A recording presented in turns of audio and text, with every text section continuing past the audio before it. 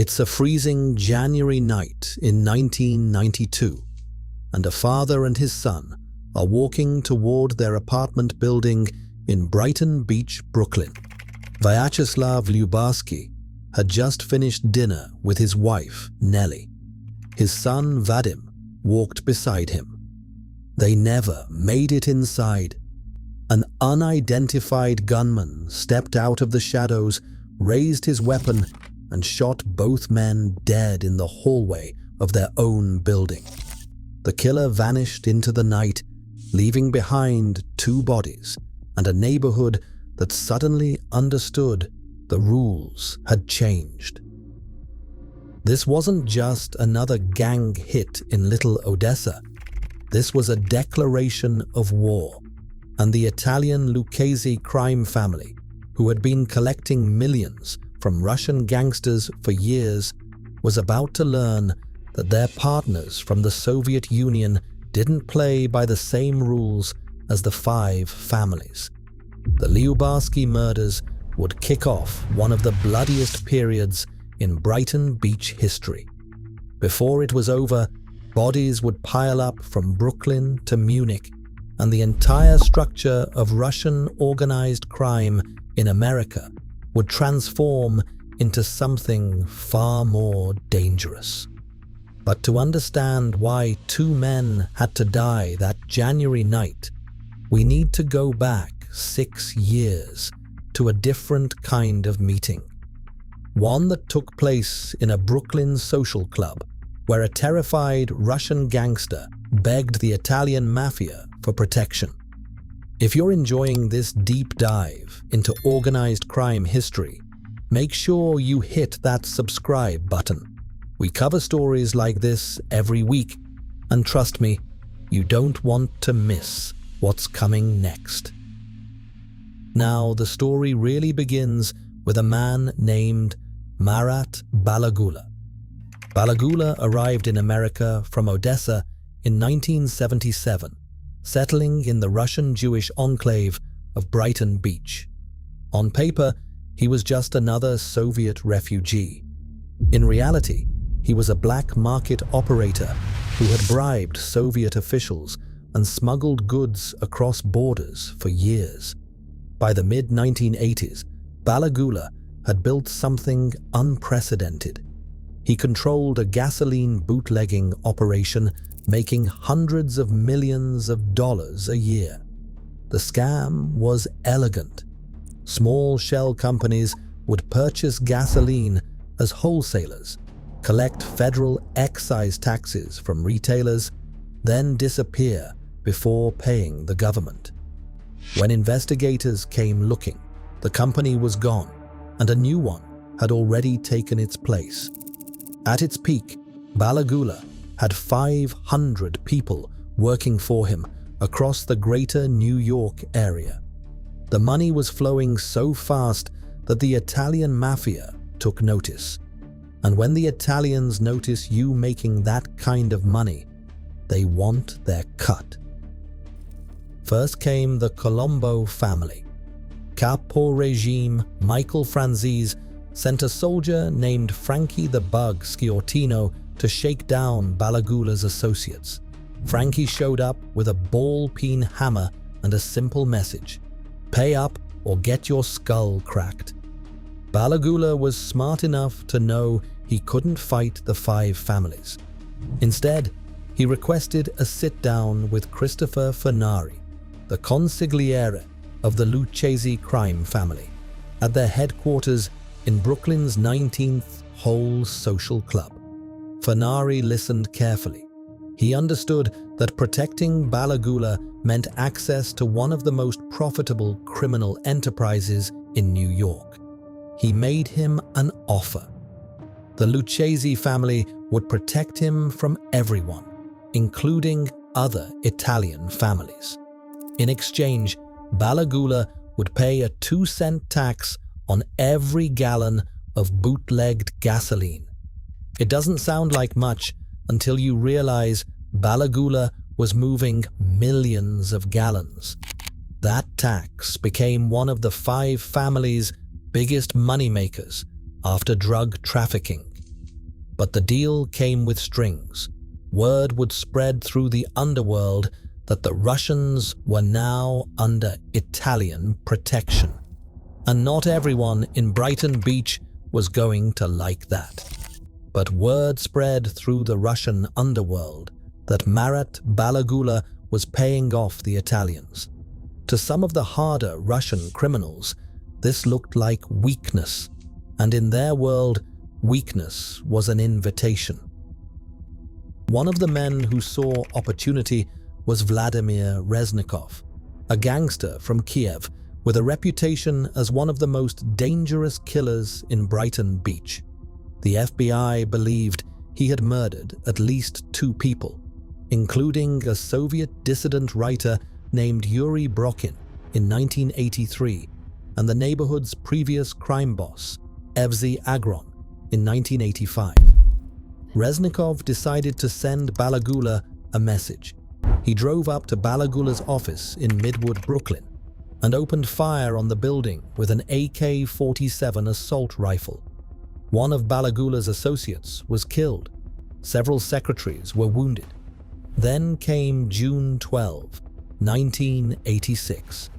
Reznikov walked into the Odessa nightclub in Brighton Beach, pushed a 9mm Beretta against Balagula's skull, and demanded $600,000. According to witnesses, he told Balagula that if he didn't pay, he would kill him, his wife, and his entire family. After Reznikov left, Balagula called Anthony Casso, the Lucchese underboss, who had become his primary contact. Then Balagula suffered a massive heart attack. He survived, but he was terrified. When Casso arrived and heard what had happened, he was furious. In his mind, Reznikov hadn't just threatened Balagula, he had spat in the face of the entire Cosa Nostra. Casso told Balagula to send word that the money was ready and Reznikov should come to the club the next day. Casso also asked for a photograph of Reznikov and a description of his car.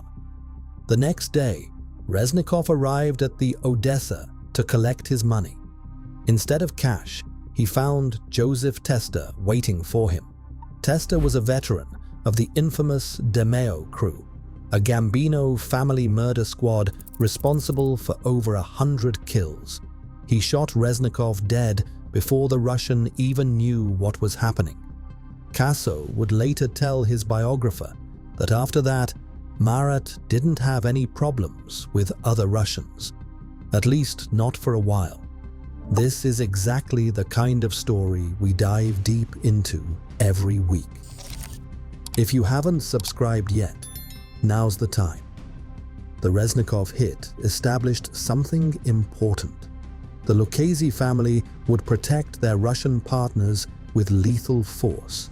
But the message worked too well. Russian gangsters now understood that having Italian backing meant access to professional killers. That protection became something worth fighting over. By the late 1980s, Balagula's empire was cracking. Federal investigators were closing in. In 1989, he was convicted of credit card fraud after fleeing to West Germany. He was extradited and sentenced to 8 years. In 1992, he caught another conviction for gasoline bootlegging and got 10 more years. With Balagula heading to prison, a power vacuum opened up, and 2 men moved to fill it. The first was Boris Nayfeld, Balagula's longtime enforcer. He was a wrestler and rower from Belarus who had survived Soviet prison camps before immigrating to America in 1979. Nayfeld was the muscle, the guy who showed up when someone needed convincing. He had allegedly been involved in the 1985 murder of Evsey Agron, the previous Brighton Beach crime boss, though he was never charged. The second was Monya Elson, who had just returned from a 6-year prison sentence in Israel. Elson was a natural-born extortionist and killer who had honed his craft in the streets of Chisinau, Moldova. He came to America in the 1970s as part of the wave of Soviet Jewish refugees, but unlike most of his fellow immigrants, Elson wasn't looking to start a new life. He was looking to continue the only life he knew. The FBI would later describe him as perhaps the most prolific hitman in Russian mob history. Elson and Nayfeld had been friends once. Now they were rivals with competing heroin operations. The streets of Brighton Beach were about to run red. In 1991, Nayfeld survived an assassination attempt when a car bomb failed to go off. The device had been placed under his car in Sheepshead Bay, but something went wrong with the detonator. Elson and an associate named Efim Laskin, a Ukrainian gangster based in Berlin, were believed to be behind the plot. They were playing for keeps now. Then came January 12, 1992, the night that changed everything. Vyacheslav Lyubarsky was a player in the Brighton Beach narcotics scene. He had been shot once before in 1990, hit in the buttocks by an unknown assailant outside his apartment. That was a warning.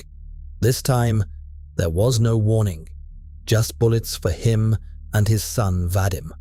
In 1995, federal prosecutors would charge Monya Elson and others with the Lyubarsky murders. The hit wasn't just about eliminating competition. It was about sending a message to everyone in Brighton Beach about who was in charge now. The violence didn't stop there.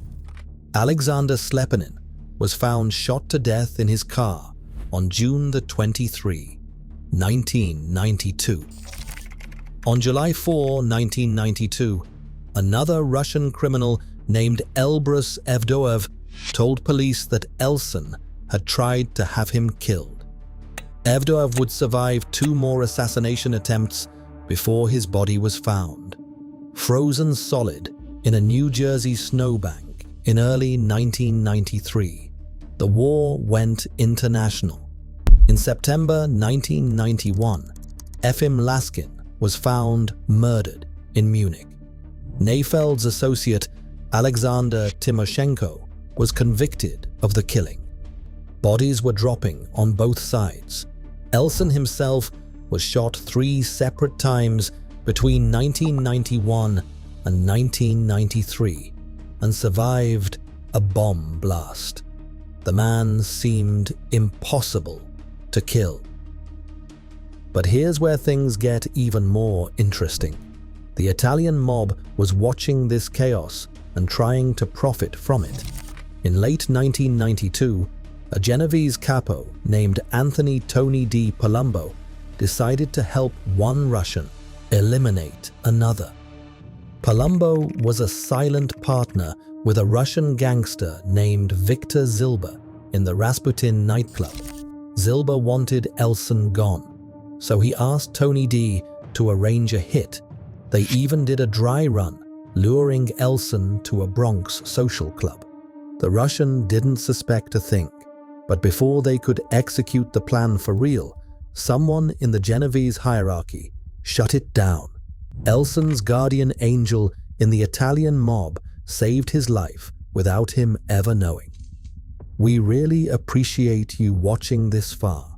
Don't forget to subscribe and hit that notification bell for more organized crime content. In 1992, the Russian mob bosses back in Moscow made a decision. They needed to impose order on the chaos in America, and they had the perfect man for the job.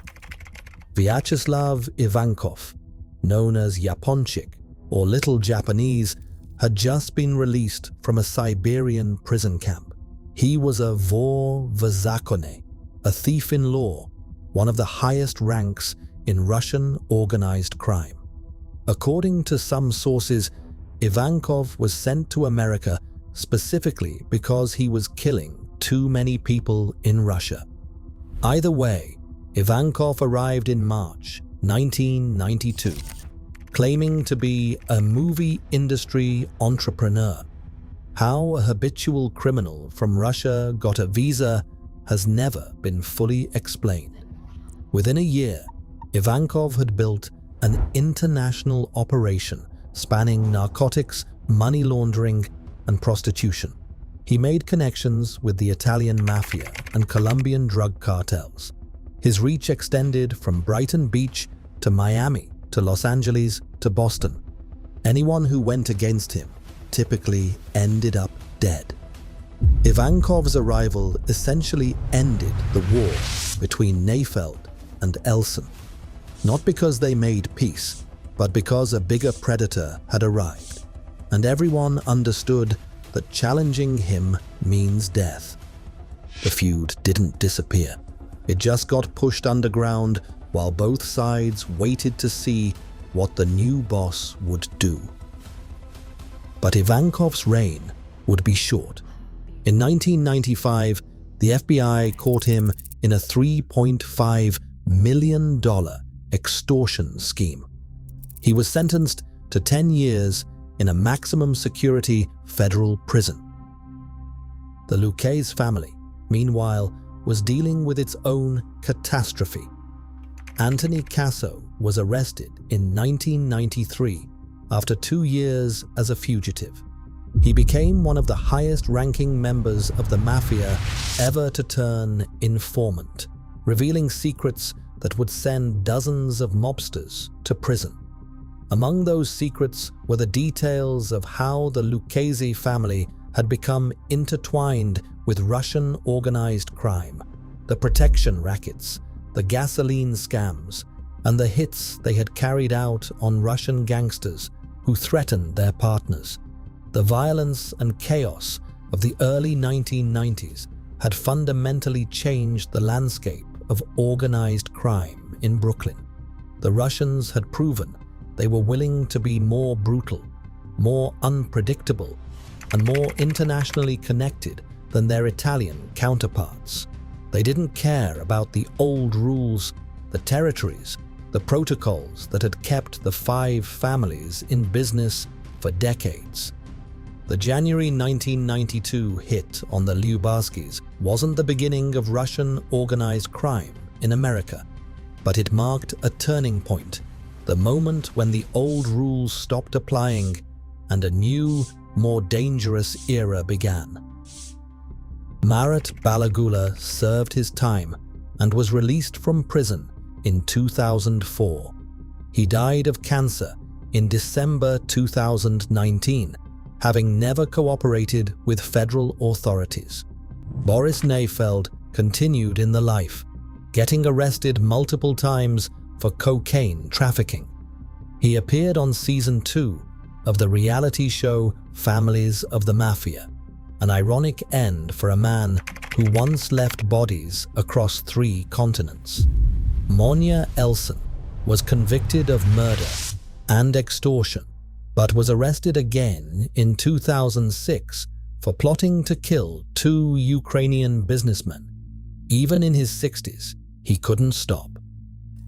And Anthony Casso, the Lucchese underboss who ordered the hit on Vladimir Reznikov and bound the Italian and Russian mobs together, died in federal custody in December 2020, having spent his final years in prison after being thrown out of witness protection for bad behavior.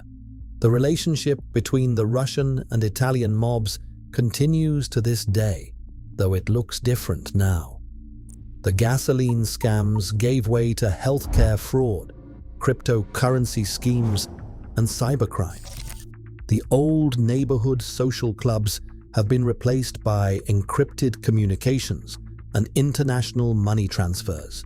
But the foundation was laid in those bloody years of the early 1990s, when a father and son were gunned down outside their Brighton Beach apartment, and everyone learned that the rules of organized crime were about to change forever.